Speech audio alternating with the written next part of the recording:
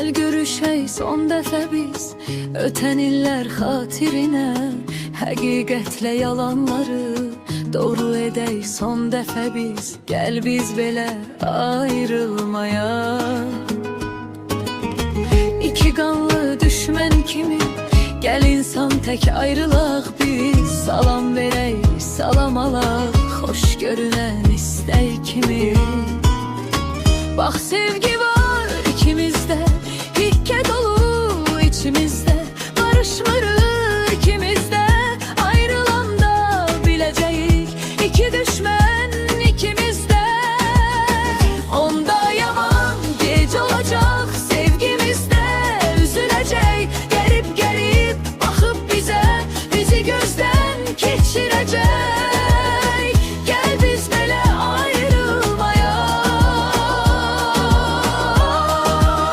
Son olmasın bax bu görüş, hirslənmədən nazlı gözəl nöqsanıma, eybimə qəbul edim səhvlərimi sevgimizin xatirinə.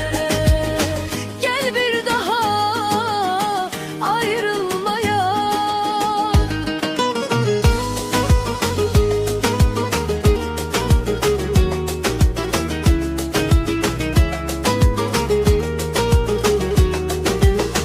Son olmasın bax bu görüş, bayram gelir karşılayaq.